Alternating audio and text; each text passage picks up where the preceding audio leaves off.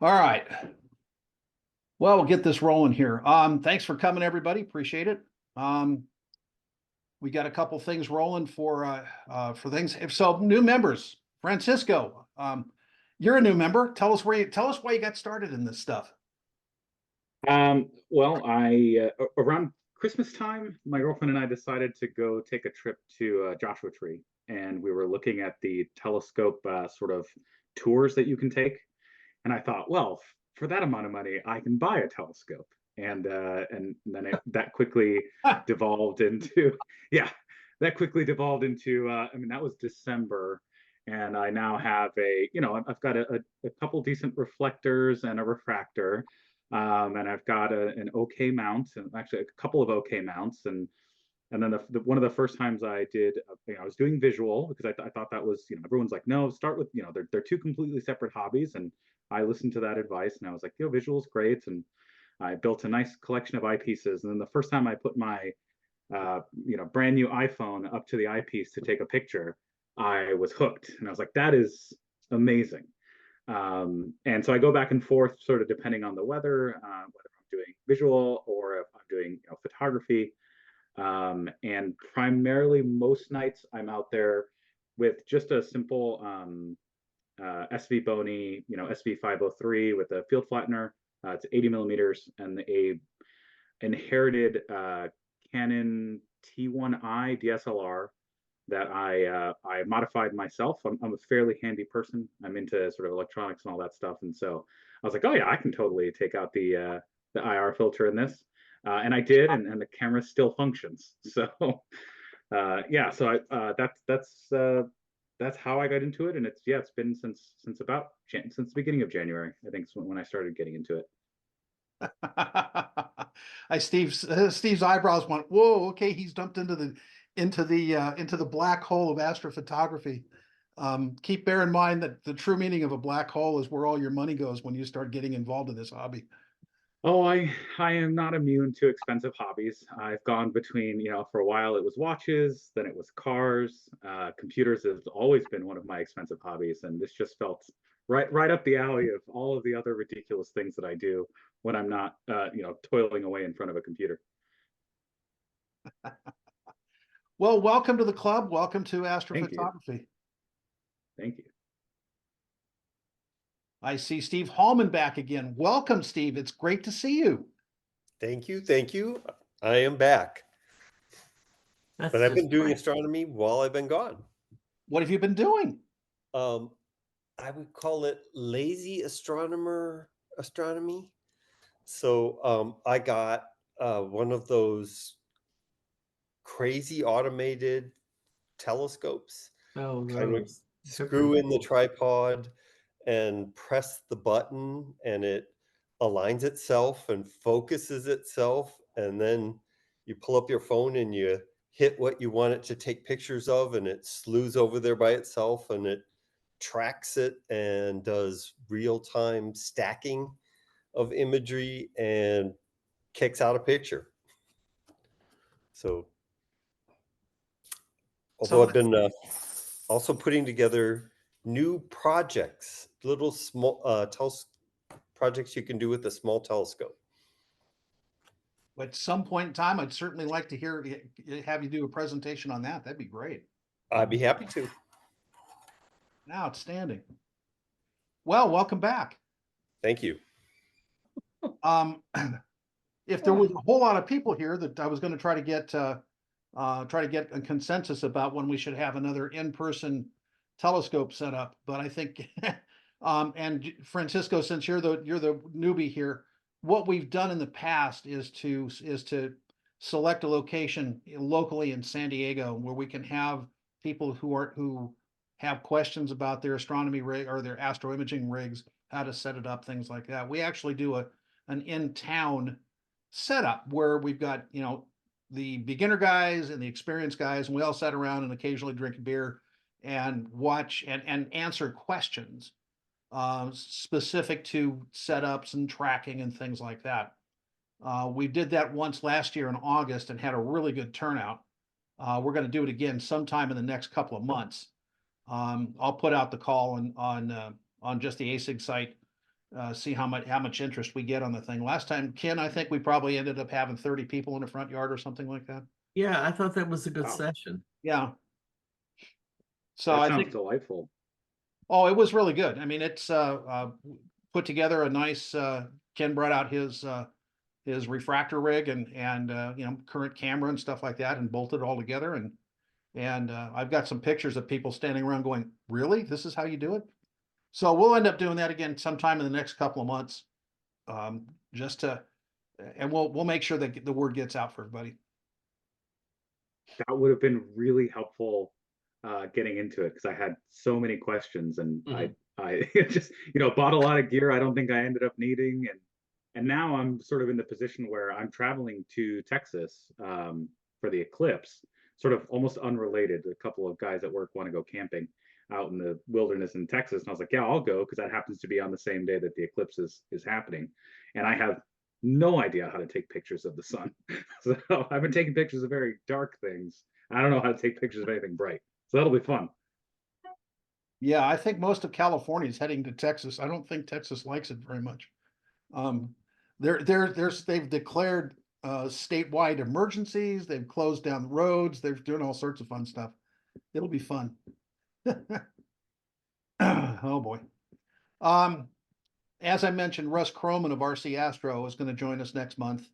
Russ, if you've never heard the name, Russ is the guy that's put together all the nice AI stuff for Pix Insight. So he's put together Blur Exterminator, Star Exterminator, Noise Exterminator, which has tremendously improved the user interface for Pix Insight, and it's the powerful tools that make it so much easier to do. A lot of the stuff that used to take several masks and half an hour just to set the thing up before he could actually run the process. His stuff is just, it does amazingly well for the stuff. It cost a little bit. I mean, it adds some coin to the cost of Pix Insight, but the time saved in doing it is just amazing. So, all right, do this. Anybody want to? So, who's the first up to show what they want to do? Who's got an image they want to share in processing? I know Francisco does, but anybody else want to start off? Okay. Not all at once. Yeah. Please form an orderly line. Yeah, Francisco, if you want to put together what you've done, let's take a look at it. Yeah, that's not intimidating in the least. So I'm going to start with the why here. I only recently got a Newtonian, right? And so I have I started imaging with a C8, so Celestron C8. So and then I got a refractor, and I just recently got a Newtonian. One of the things I was showing again, I'm showing my friend who's got me into this, some of the things that I was working on, and she was like, where's the lines? I was like, what do you mean? She's like, where's, stars have, when you look at them, stars have lines. I was like, oh, diffraction spikes. And so we had a conversation, and that's definitely more the artistic route versus the accurate representation of what's there. And I think I'm early enough in the hobby that I don't know which one I like more, and so I want to fully explore both. And I was like, well, I mean, I can make diffraction spikes. It's an artifact. It's actually something that you would usually want to remove. So I went on eBay and I bought myself a couple of these. These are Botnoff masks, and I think SV Boney was having a sale on them. I think they were like $8 or $10 a piece. So I bought two, one to actually use as a Botnoff mask, and the other to modify.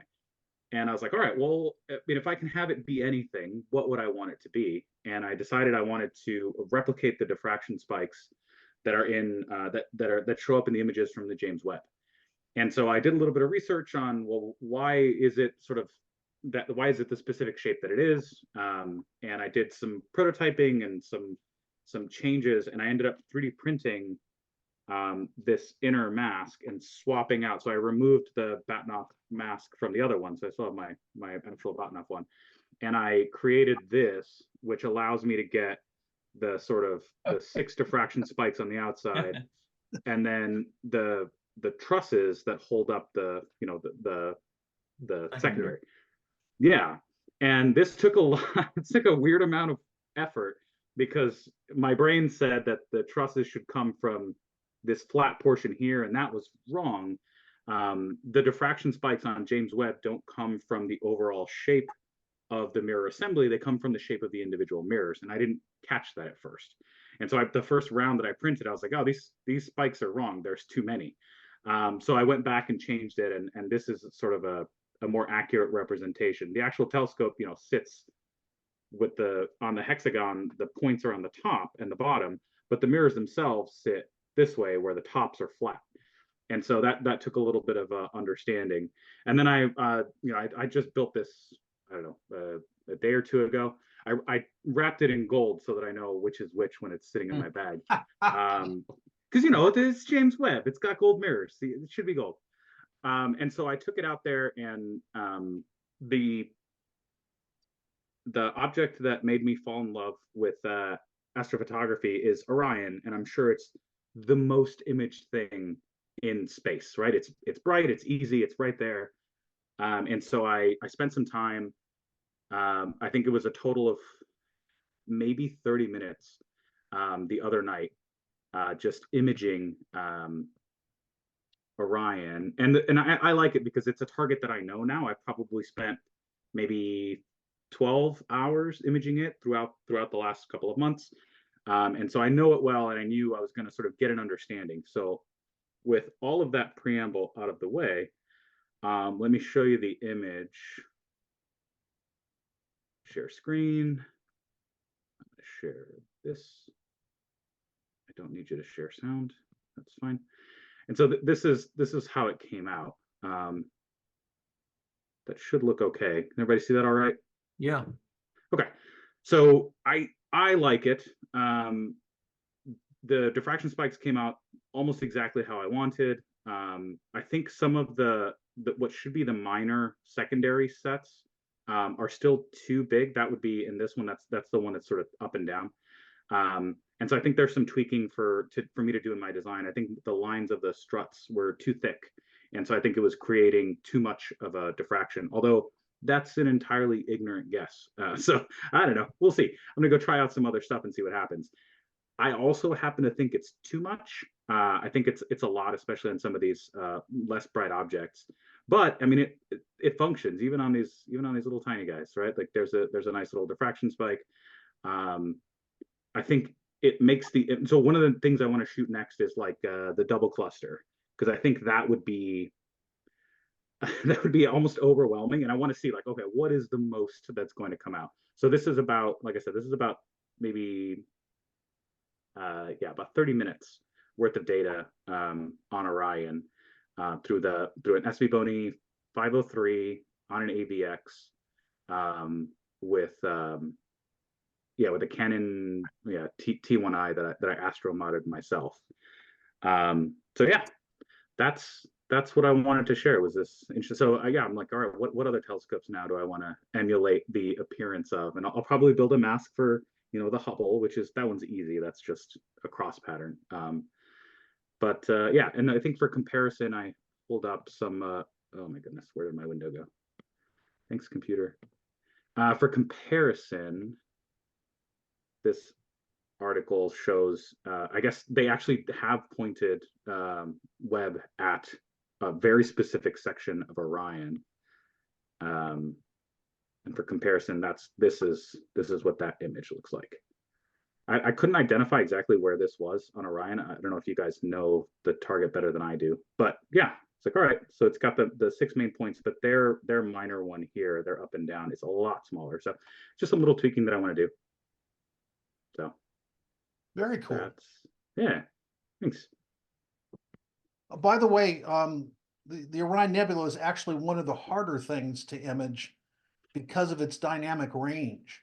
I love that about it. Some of the best images I've ever seen were done by one of our members that actually had a DSLR. Yeah. And what he did was to take several images at 1 second and several images at 10 seconds and all the way out to 5 minutes using a DSLR. And we was able to combine all the elements together to actually so that the way in which it looked, you could actually pick out the 4, 6 stars and the trapezium and get some of the details. So it's not an easy thing to take a picture of. Yes, you can point a scope at it and take a picture, Yeah. but the artwork in that object becomes, how do you get all of it and if to fit within the same dynamic range? It's really quite difficult to do.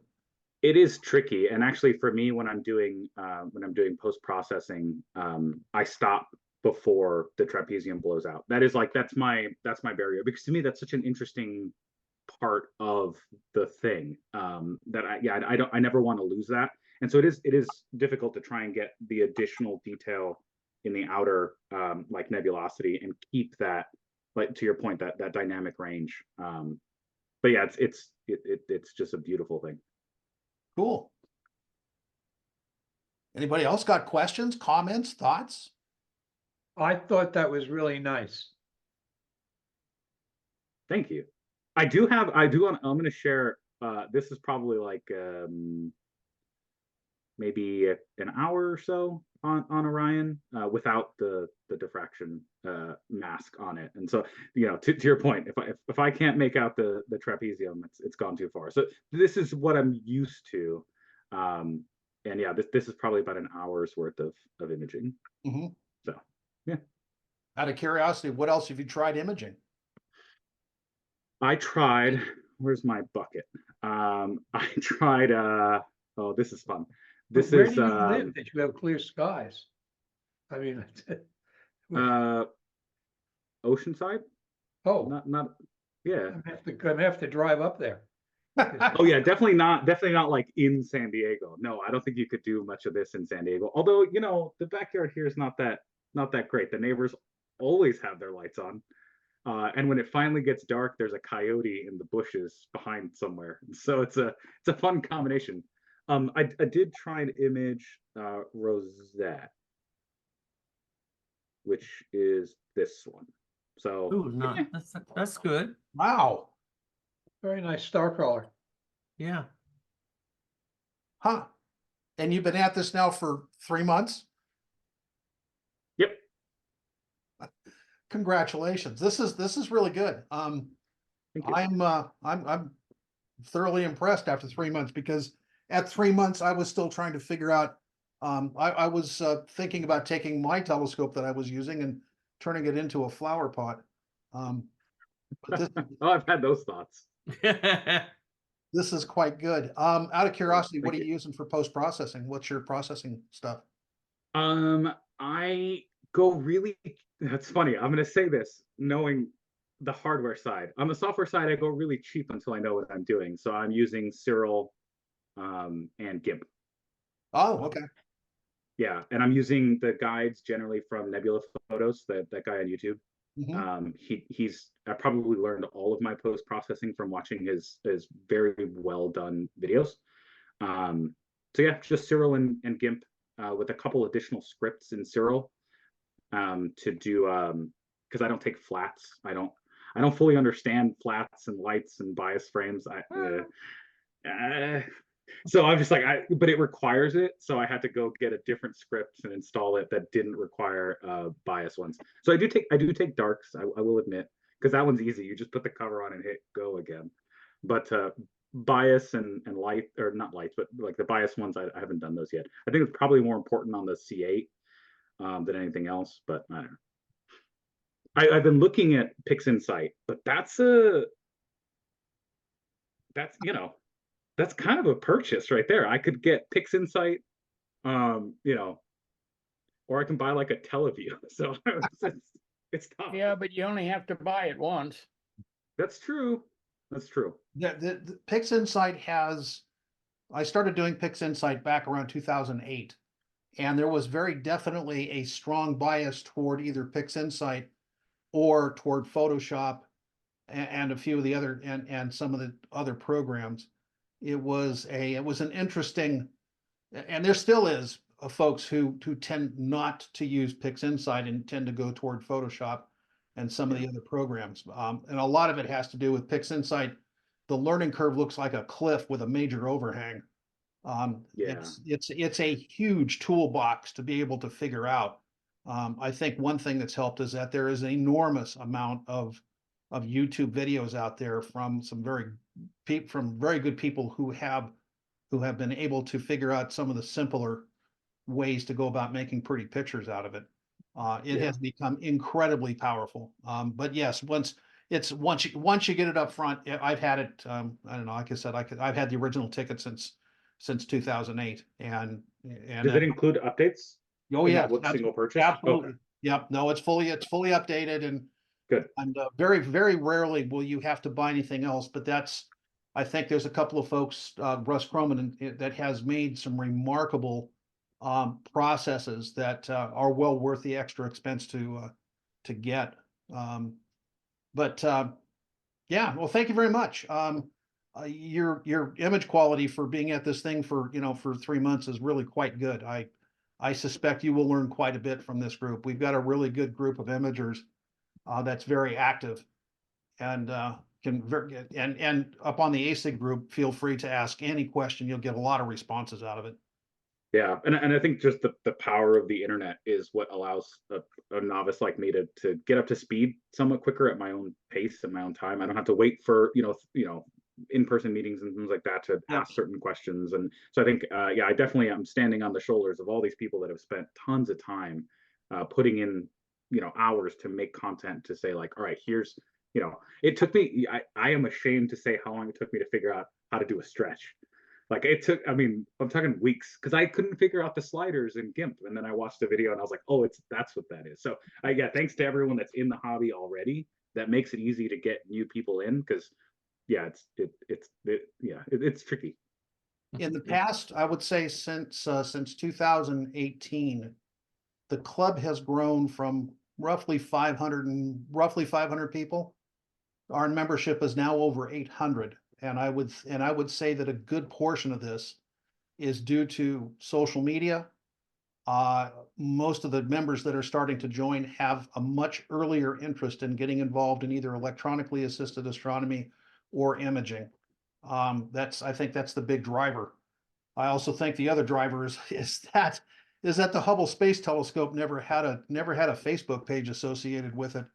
The JWST's got 3 of them that I know of, and all of them got 500,000 subscribers each. They're it's pretty crazy. So there's a lot of social media attention being focused on astro imaging. So I think that's really a big driver for the club as well.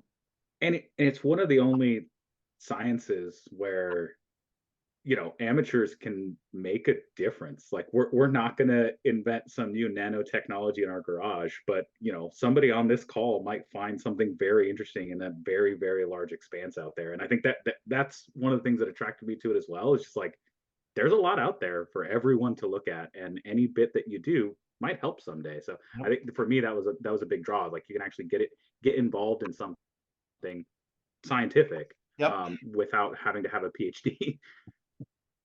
Fun stuff. Anybody else? Comments, questions, thoughts? I too use Surreal for image processing, so you're not entirely alone. Good. We'll form a rebellion. Late, very too late. Fix Insights is taken over. Ross, you've been doing this lately. What you got, buddy? Well, you can just look on my Astro bin. I mean, I don't know how to share a screen, Dave. So do you want me to try? Sure. Okay. Yeah. Big green button at the bottom, and then it asks you what window. You just pick a window. Oh, that's really confusing. Let me see now. Okay, images. So I bought a little telescope. My wife actually got me a little telescope for Christmas. And it doesn't work very well, but with the Russell Croman tools, you would never know that this telescope is a piece of shit. Let me show you. It's this WO68 telescope. And here's a picture. See what that is. Yeah. So okay, now there's a green button somewhere. Yeah, it's on there. It says Share screen. Yep. Okay. Pick And what it's going to ask you which window you want to share. There, you already figured it out. Yeah. Ta-da. What do you think of that? That's taken with a a William Optic 68 Pleiades. It's got 4 elements plus a flattener, and it Mhm. produces comets in the corners. But if you look on Um, my Astro bin, you'll see this. You can't, the minute I bought the Russell Croman tool, I had to wait till after Christmas, after I paid my Christmas bills, but then I was able to get it. And it just completely fucking eliminated the comments. The image, I just was astounded by the thing. It just worked. And then the other tool I've been using is this gradient exterminator thing. It's a freeware. If you haven't seen that, you're not taking flats. Look for that, because that also, I didn't have flats for this one either, because it was a new scope, and I didn't get it working right at sundown, when I take my sky flats. And so I'm kind of happy with that image for a 2-inch telescope. A 3-inch telescope, I should say. I think it Yeah. looks pretty good, Cool. but I don't have diffraction spikes, so I'm a little jealous. A little jealous. I'll make you a mask, Ross. I'll make you. Oh, no, that would upset my wife. Let me, she doesn't go in for any of that sort of stuff. Let's see, what else have I been doing? What is this one? I don't even know what some of these are anymore. Oh, that's going to bring up Pix Insight. That's unfortunate. Whoops, screen sharing has stopped as the screen window is closed. All right, here we go. Yeah, that's not going to work. Let me get out of this. I just have to let it run, unfortunately. So I got this little telescope, and this is another one. Let me see if I can share this. The problem is oh yeah, I can probably do it. Yeah, let me get rid of this. And okay, share screen. For some reason this won't go away, but this is the same scope. Where is it? Why am I not getting share screen here? I guess it won't. It's interesting. It won't share Pix Insight, Dave. It shares Pix Insight based on, well, there you go. But keep in mind that Pix Insight will open up several windows and you have to make sure you're sharing the right one. Yeah, there Yeah, we so go. can you We see can that? see it. Yeah. Yeah, that's another one. Now the star color isn't that great. I probably have to do some more work on this, but I'm really very impressed with this little. My inspiration for this, and you're probably going to laugh, it was Ken, because he was out there with that red cat a couple of Yeah. times. Yeah, And the I saw red cat is great. and I saw what he was getting, and I thought I got to get a short telescope. And I was going to get the red cat, but it was out of stock. It was literally out of stock right around Christmas. And this thing was new, so I just went and I bought it. And it's sitting in my observatory. Obviously, whenever I'm out there, please stop by. I know it looks like there's nobody there, but I'm usually in the back room, just watching basketball games while things are happening. So yeah, so I was kind of pleased with that. What else? I don't know what else I've done here. Let me get rid of this. So yeah, so I had this camera for a long time that I never used. I bought it for a project. Let's see what else we have here. I often wonder What camera did you use for those two that we that's just an looked at? ASI 2600. Nice. I'm a QHY guy, but again, it was this whole Christmas thing, but stuff wasn't in stock. Oh, and I did here. This one is kind of strange. I did the Leo Trio with this little scope. I guess I never finished it, so I won't show you that one. Yeah, so that's anyway. Screen window is closed. Anyway, that's just a couple of things. We have 3 systems. We have the big CDK 14, which currently needs to have its off-axis guider adjusted. And I have an Edge 11 that I've been using mostly for exoplanets these days, and that's fun. I've been using Nina. I've completely converted over to Nina, and I really like it. And the Edge 11 works great. They have an exoplanet plugin, so you can just go and grab an exoplanet run, and it tells you when it starts, tells you when it finishes. You just have to, and it will let you. It runs an estimation process to tell you what exposure to use, which is kind of cool. So I've been doing that, and then the little scope, and then of course we painted the observatory and put a new roof on because the old roof was 50 years old and falling off. So we've been a lot of renovation going on out there. Cool. That's my report. Now let me share something here. Let's do this. Let's go here. Share. Let me know if you guys can see this. Yeah, very nice. Hang on. This is not the, let me go to the beginning here. Slideshow. There it is. Boink. Okay. So this is this is tarot data taken about 2 years ago. It was something that it's one of the, let's just say I learned something on this that I hadn't anticipated. As far as a trick that I hadn't heard about, but I wanted to go ahead and try it anyway. So basically the process, and Francisco, this is Pix Insight, so you're going to have to wade through it a little bit. I won't bore you with everything. But basically the way I start out with this stuff is that after a weighted, so I took all the data, and in this particular case, there's 43 hours of data of which everybody has access to. This is part of the tarot archives. So anybody can process this, anybody can get this off the tarot archives. But after I used weighted batch pre-processing, and this is a standard process flow that I use for everything that I start off with. So hang on here. So after weighted batch pre-processing, I'll go ahead and do a dynamic crop and then save that dynamic crop for all of my masters. That way, no matter what happens when I go to combine them, they're all perfectly aligned. One of the things about doing dynamic crop these days is if the newest version of weighted batch pre-processing also puts an astrometric solution into as part of its processing. And as soon as you do a dynamic crop these days, you lose that astrometric solution. So at one point, you're going to have to do an image solver to put an astrometric solution back into. Are you accepting interruptions? Yes, sure, of course.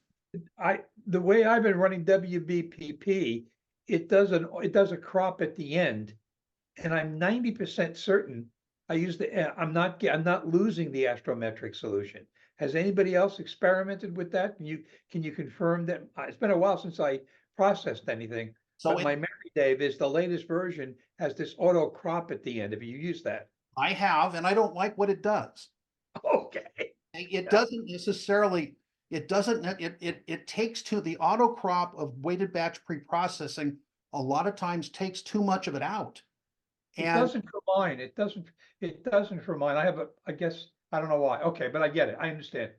So anyway, so once I combine the RGBs, I'll calibrate it. Nowadays, using this particular one was calibrated, color calibrated using photometric color calibration. Nowadays, there's something substantially better. All of the subs were deconvolution via blur exterminator. Noise reduction was via noise exterminator. And typically for the tarot data, I'll run noise exterminator twice, just because it seems to noise exterminator gets to a certain level, and then running noise exterminator again in the linear mode reduces that noise even down a little bit more than that.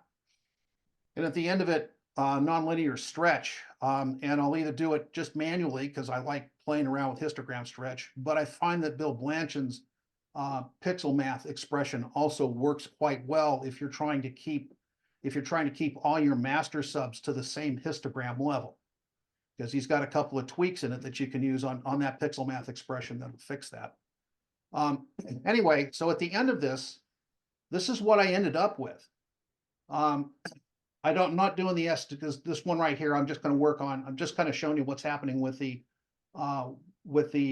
HA RGB data that I work with. But these are the three submasters I decided to start working with until I saw the luminance data, and I went, well, that's kind of boring.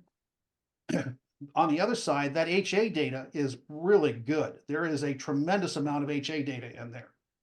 So I made the decision to go ahead and start and do an HA, use HA for both a blend and for the luminance channel.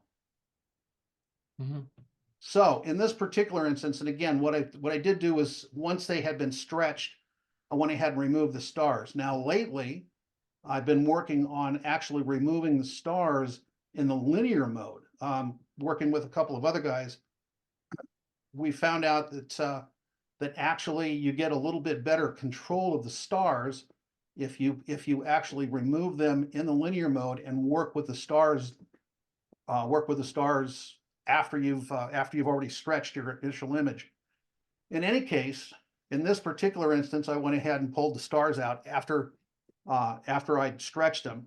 And one of the things I noticed, I went, well, okay, there's this funny nonsense going on inside of here. So that's a remnant of Star Exterminator, especially that funny little square. And I went, okay. Yeah. But I was also real sensitive going, wow, look at the reflection nebula in through here. So this right here is just the RGB data. So it's like, wow, okay, there's a significant amount of red in here. There's a really nice piece of reflection going on here. There's some good reflection around here. So how am I going to dork with that? The other side of it is you look at the amount of, data, luminance data with inside HA. You just kind of go, well, geez, okay, that's kind of nice. So that kind of made my set how I was going to do the process flow. In this instance, I said, okay, let me go do a couple of tweaks and see what I can do as far as improving the details with inside the HA. So basically, in this case, I ran an instance of HDRMT, Yeah.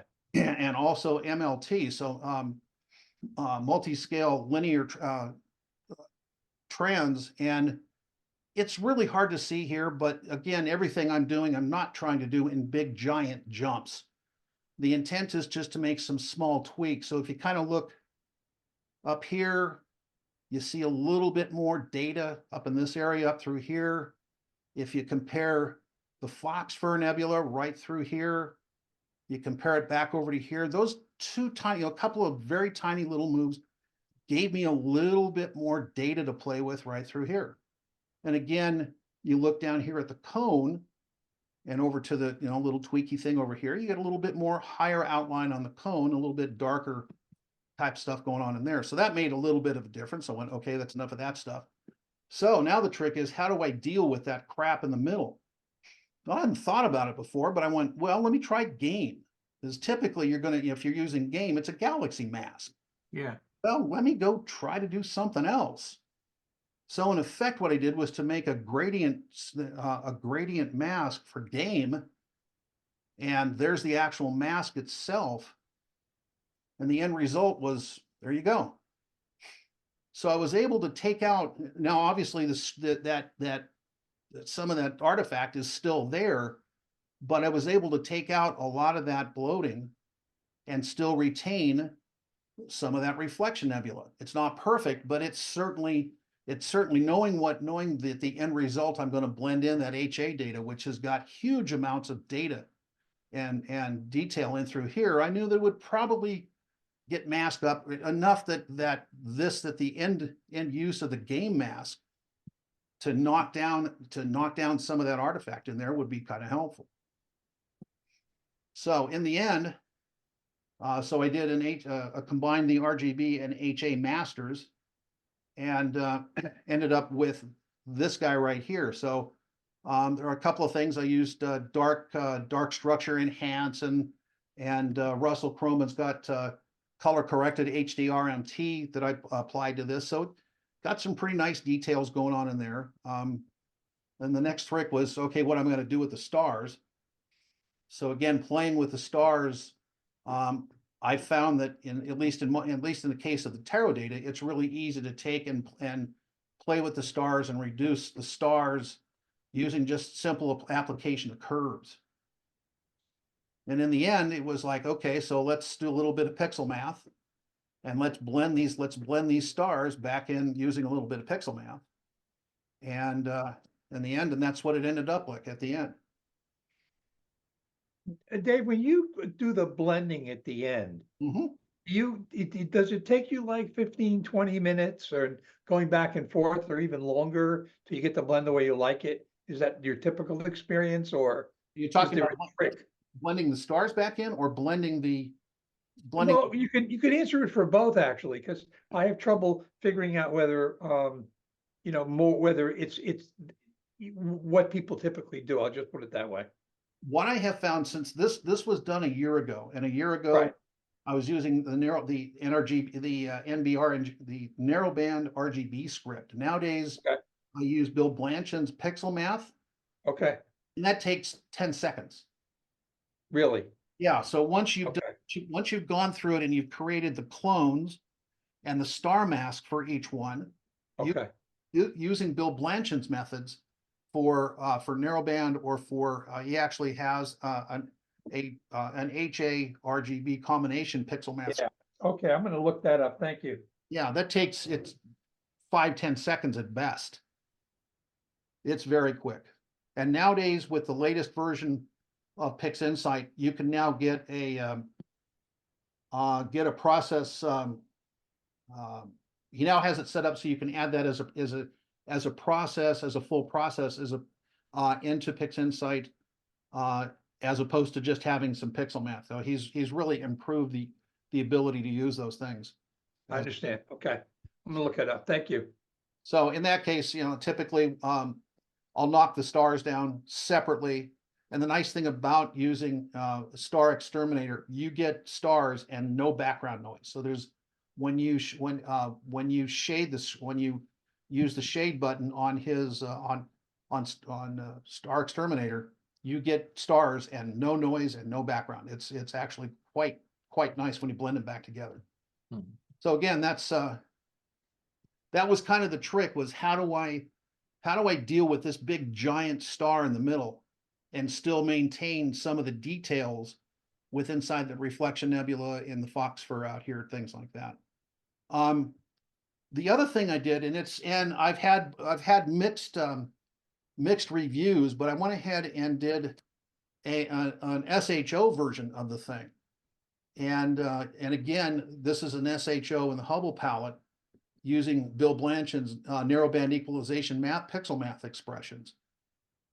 It's same HA data with some tremendously good HO data, or excuse me, with hydrogen and the oxygen and sulfur data blended in. So that's I like that one better. it gives it a very much different look and feel. Yeah, I went ahead and used RGB stars in here. But you look up here, the structures, the structures that stick out are just tremendous through here with that. So like I said, I've gotten kind of mixed reviews on the coloration, but as the guys at Masters of PixInsight is, narrowband is the wild, wild west. You can do anything you want to with it. So this was kind of a tricky little thing. Anyway, that's that looks like burl walnut, like that clustery area with the dark knots in it. That reminds me of like a very beautiful wood. That was an amazing image.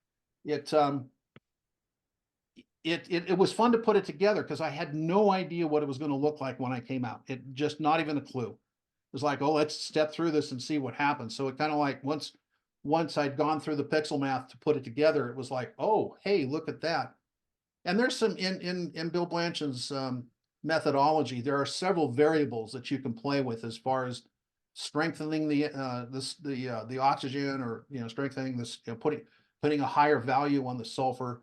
So you can play. I mean, there's definitely some artsy fartsy stuff that you can do to make it look different. But I really enjoyed the differences between the two outputs, even though it's the same data.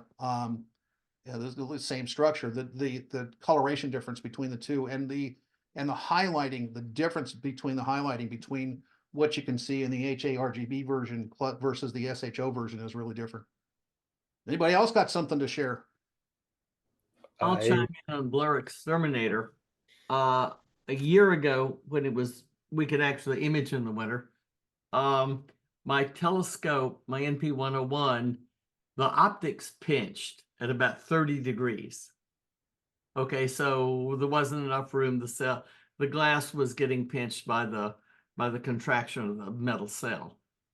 and it produces like little triangular stars. No problem. Deconvolution and blur exterminator, those stars will be round. Yes, the newest version is version 4 is astounding as to how it will correct for about just about anything you have anomaly in your optics. It's really amazing. That was a pretty big anomaly to get corrected, but it did. So yeah, I'm now saving my dimes and nickels for, you know, I'm waiting for the new mini Macs to come out with the newest Mac silicon, because my processing computer at home is wincing badly anytime I try to do blur exterminator or anything else. So I know it's time. I can hear the whimpering anytime I push the button that says blur exterminator or star exterminator. I think the bearings and the fans that keep the processor cool are starting to die. Other questions? Hey, Ken, did I just miss? What did you mean about not when you used to be able to image in the winter? What did that? It's been so rainy. Oh, I Okay. haven't had the telescope out for what, months? yeah, I got you. Yeah, last year it was cold but clear.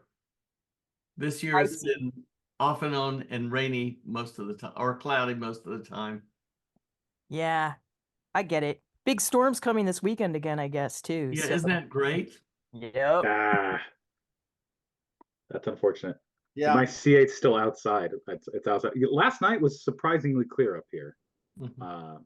which meant all the other gremlins were able to come out. I didn't get any imaging. But yeah, I was like, all right, I cleared everything up, which means it must be cloudy tonight. Yeah, well, it's just on Monday up here, there was in Colorado, we had the golf course had, I don't know, about 8 inches of snow on it, and the car that we drove up had icicles dripping from the undercarriage and stuff. It was yeah, a little different weather up here. I have a couple teaser slide projects to. So if I can figure out how to put it up, let's see. Screen goes around.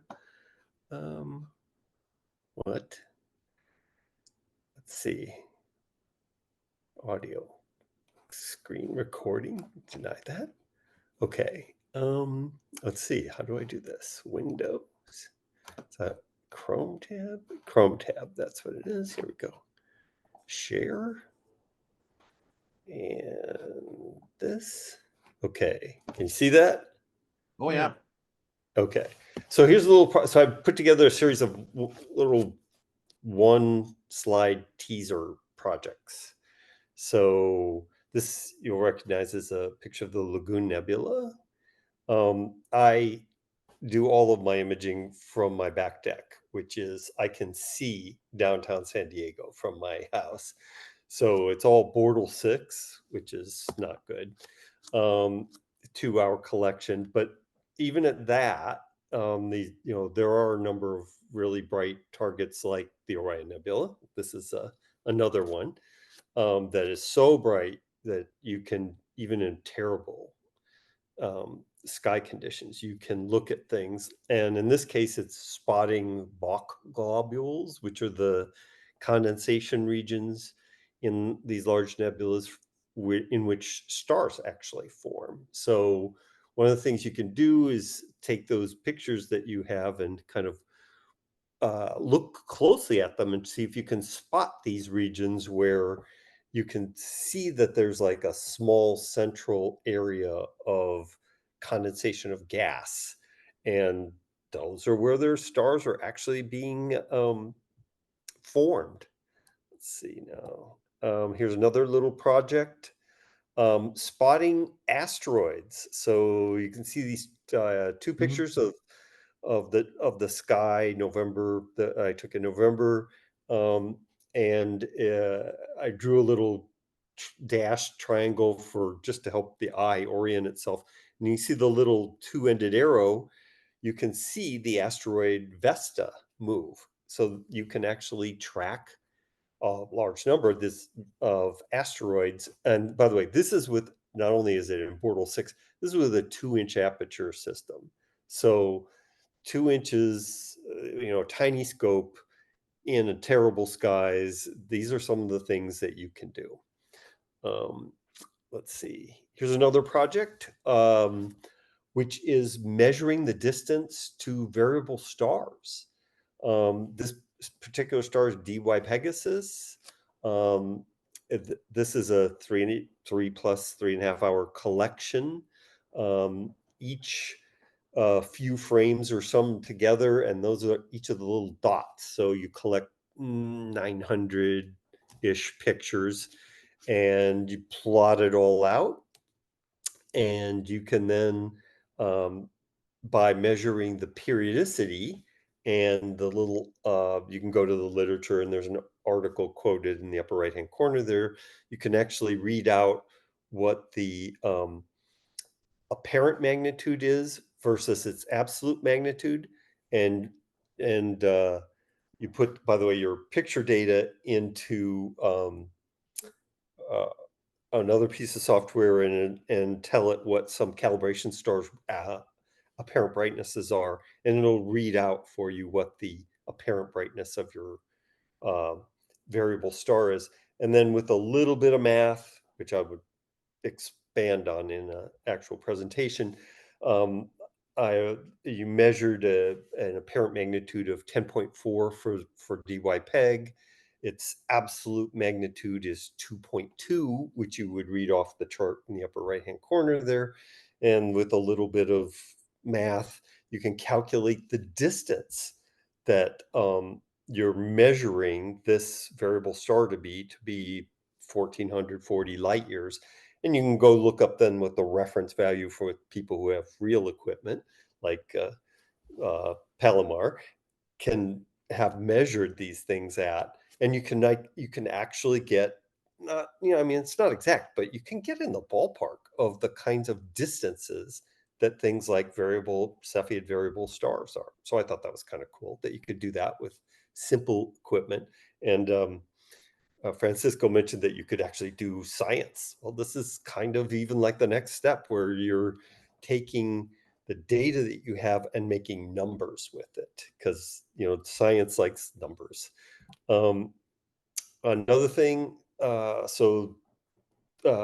this small scope, because it's so small, you can actually easily get full aperture solar filters, and you can do projects where you count. And this particular one has a OD6, so optical density 6, 10 to the 6th reduction in brightness of the sun. That allows you to just take camera pictures, and you can do things like count the number of sunspots. And there's a whole little project you can do, plotting out the variation in the number of sunspots over time to track the solar cycle's 11-year period. So that's another kind of cool thing you could do if you like taking pictures during the day, which is kind of nice because it doubles kind of the time you can use your scope. And here's another one. I took this one out actually in further darker skies. This was a Bortle 4. And this was back a while ago. This was Supernova 2023, which you can see pointed to in the center of the picture of Supernova T1. And by giving it a couple calibration stars of apparent magnitude, and because you can just go up and look up that this is a particular type of supernova, which gives you its peak reference magnitude of minus 18.3. You measure its apparent magnitude, and you can now calculate the distance to the host galaxy M101 at around, in this case, I calculated it like 19.9 million light years, and its reference is 20.9. So pretty good. Again, not perfect, but kind of cool that you can actually get in the ballpark kind of numbers for measurements of distances to galaxies. So, and that's kind of it. So let's see, is I unshare? Do I need to do that? How do I do that? Or do I just close the window? Oh, you've unshared just fine. Oh, okay. So that's it. So some simple projects you can do even with small telescopes. That was, as I said, all those were done with the 2-inch aperture telescope, and almost all of those, except for the very last one, was done in a Bortle 6 sky, which would be downtown Carlsbad or near downtown Carlsbad for Francisco. Any questions? Comments? Cool stuff. Cool stuff. You mentioned that. I was just saying, you mentioned that you put that into some software. What was that software that did some of that math for you? Let's see. So there are a couple different pieces of software. I'm trying to remember the. Ken probably knows this one off the top of his Astro head. Image J. Thank you, Ken. I knew you know. Yeah, I've done that one. You've used that many. I know you've used that many times. So it's There's easier software to use, I'm sure. and it's free. So And there's like, harder software like IRAF. yeah. So, which I was thinking, you know, I should make notes about whatever, what all I do for those things, but because those are just teaser charts. So it would be normally you put a presentation of several charts behind it to go into some detail so that someone else who was actually interested could try to replicate doing that kind of thing. Other questions? Okay, I can show you something real quick. All right. And this is not about processing, which is your theme, but this is what the sort of thing you can do with that little red cat. And I think it's a lot of fun. This is the veil.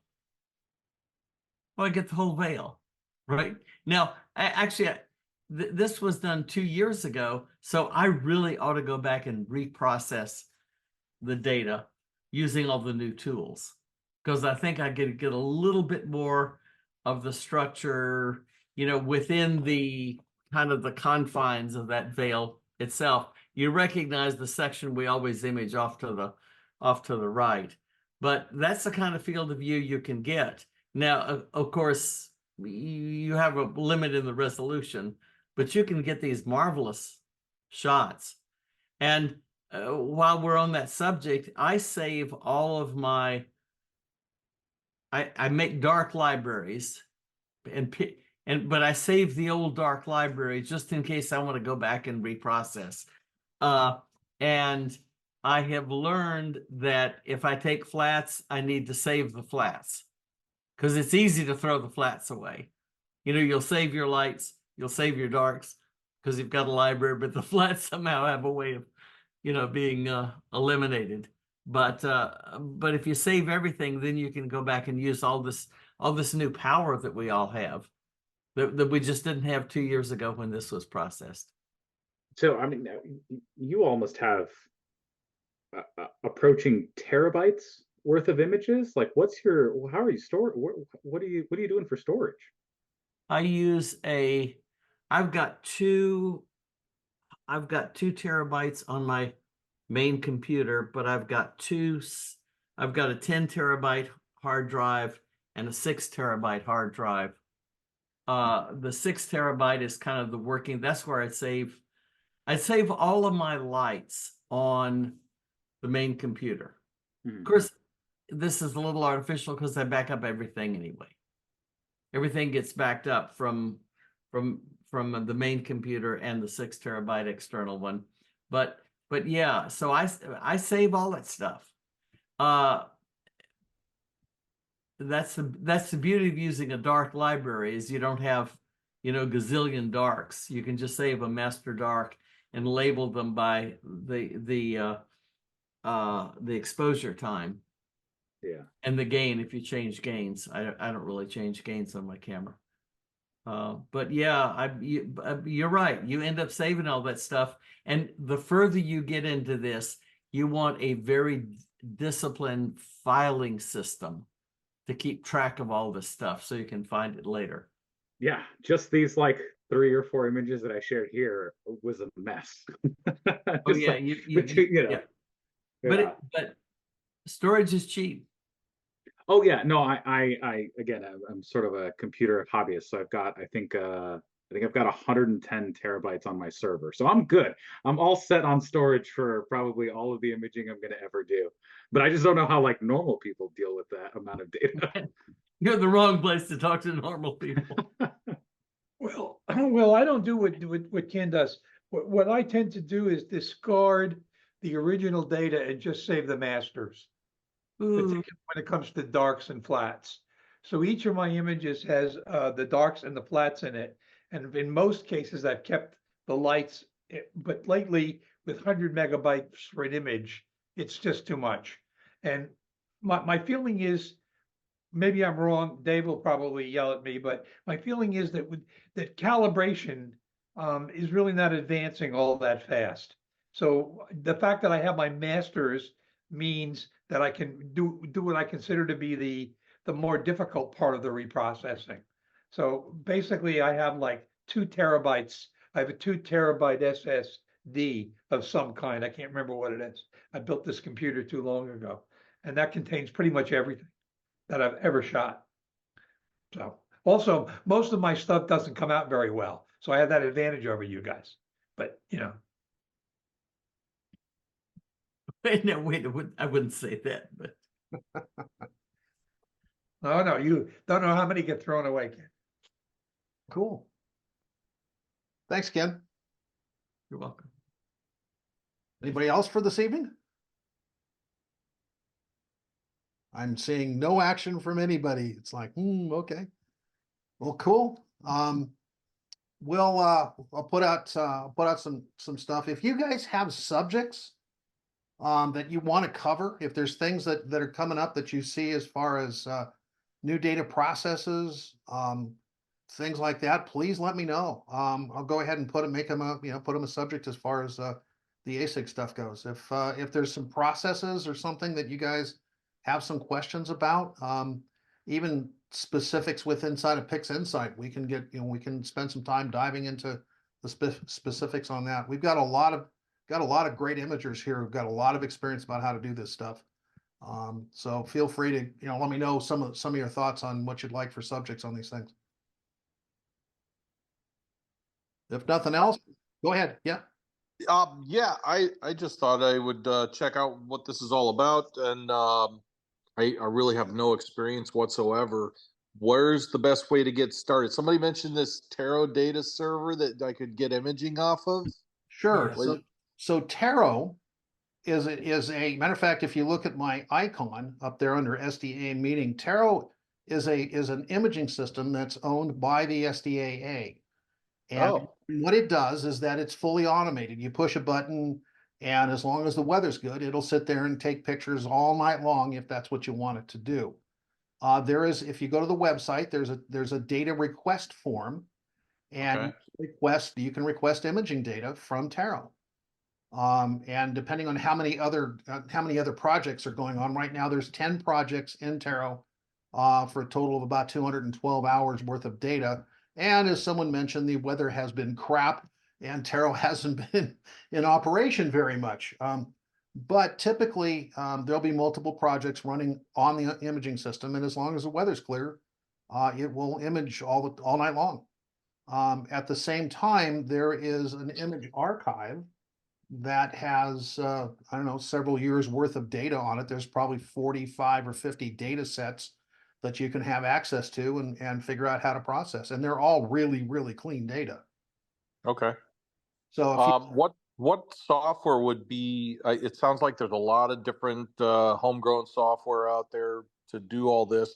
Obviously, what would be the best first thing to get started with? That's a good question. There's a standard image format that comes out of most cameras, and it's called FITS. And FITS files can be processed by lots of different programs. I've been using Pix Insight for a very long time, and my knowledge of other stuff is pretty limited, but there are imaging process packages out there that are free. And as far as from what I understand, there's stuff that's easy to learn via, I'm sure Francisco can say, oh yeah, there's lots of stuff on YouTube, and there is. It's just a matter of which way you want to go with it. the data is there. All of the, I've got posted on that image archive are, you know, many hundreds of gigabytes of um, of FITS data, and you can go, you know, as far into it as you like. Okay. What? How do you access that data? Is that you have to FTP in or something?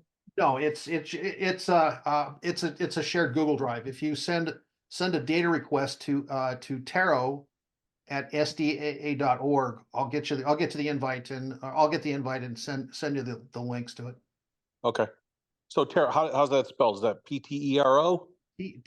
Taro, Taro, Terry, Taro. Okay, like taro root. Okay.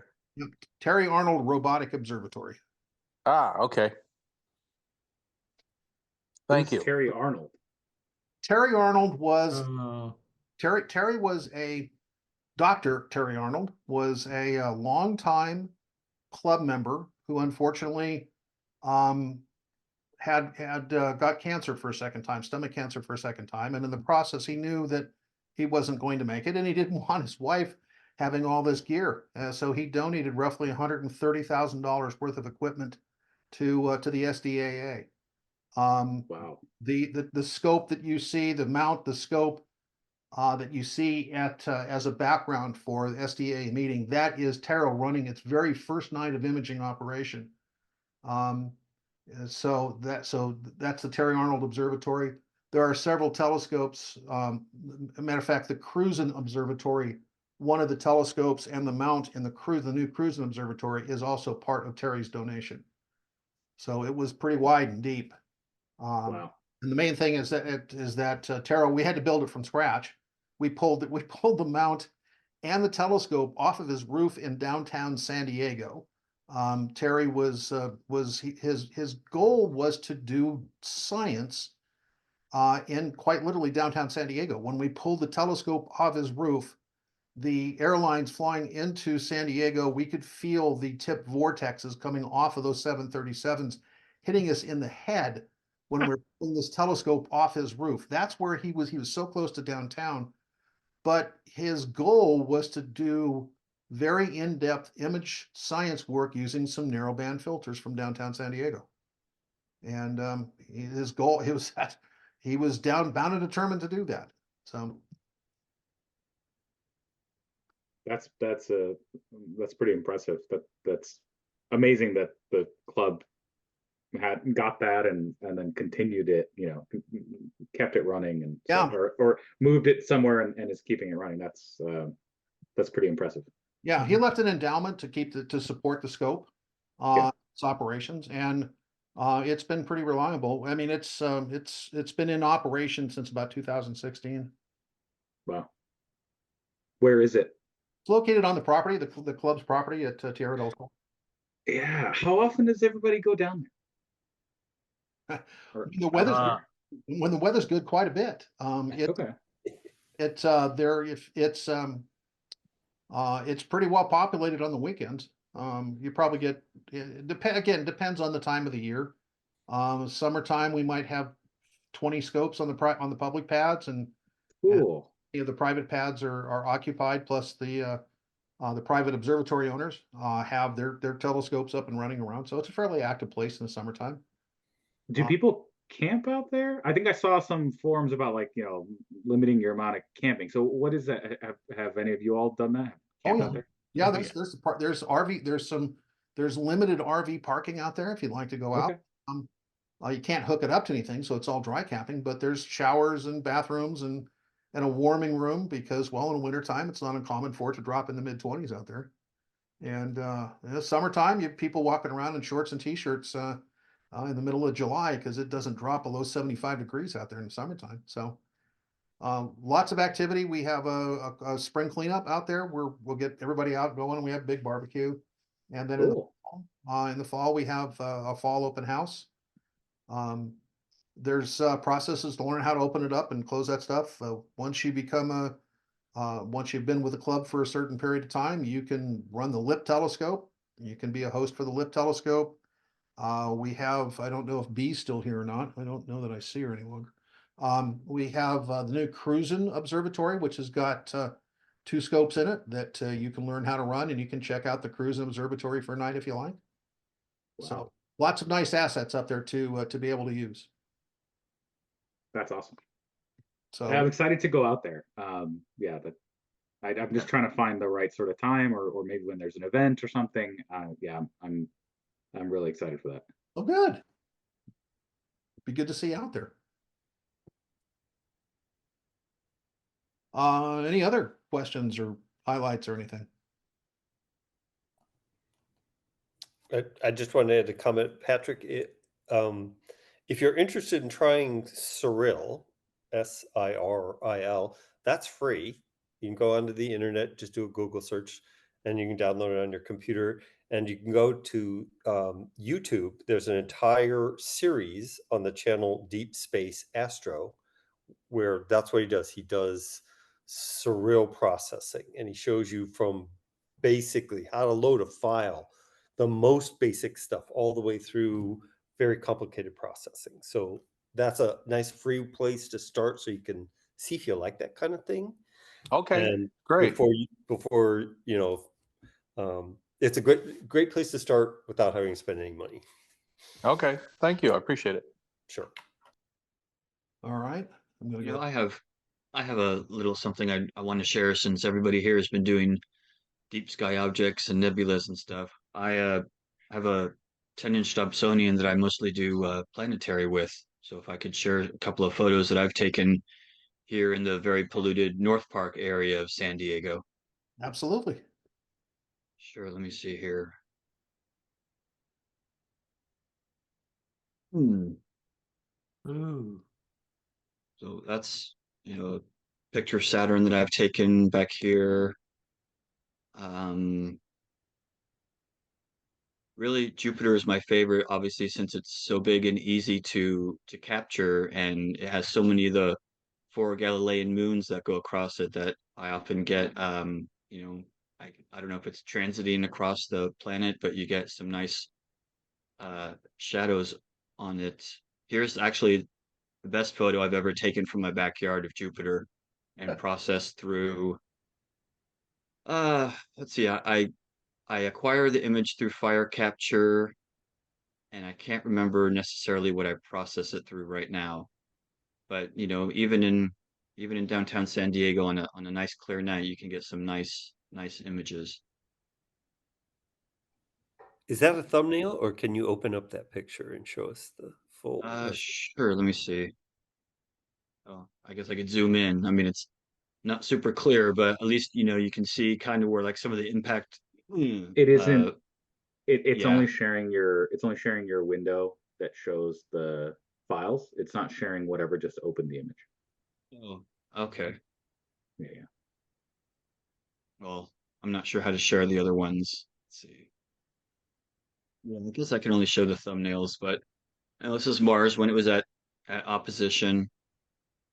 May I ask what telescope you're using? This one is kind of the run of the mill, the 8-inch, no, sorry, 10-inch Dobsonian Orion. I know the club has at least one or two of them that they loan out. So it's a decent scope, primarily for planetary, Sure. since it Looks doesn't like really fun. track. But I usually just use fire capture, and I'll, you know, do the lucky imaging where I'll get the planet to go into the field of view and then have it go across the sensor for maybe 10 or 15 seconds. And then I'll hit pause, readjust my positioning on it, and unpause it and capture. So I can capture maybe about 2 minutes of the planet and then, you know, process the images outside after that. Mhm. So it's pretty good for getting you hooked into the expensive hobby and then wanting to do more. That's outstanding. And maybe one night we could get you to go ahead and kind of go through the entire process of what you do, because there's not a whole lot of people in the club that do planetary imaging these days. It's been pretty rare. Right. Yeah, I've got well, speaking of you know, Tierra del Sol, I do have a private pad up there that I'm renting. Um, and actually I do want to make some improvements. I know we need to you know, discuss what kind of improvements you want to do to the pad and things like that. It's got a nice pier on it. But Yeah, it's a great organization, and you guys have great resources, and everybody here has got their own little specialties, and it's a good collaboration effort, planetary, deep sky, solar. So I got to give kudos to the organization. We have somebody joining at the very last minute. Hmm. Time zones. It's all time zones. Hi, Priscilla. Hi. Unfortunately, you're joining just as we're ending the meeting. Ah, darn it. For some reason I got the timing wrong, of course. Darn. You've done that a couple of times, as I remember. Yeah.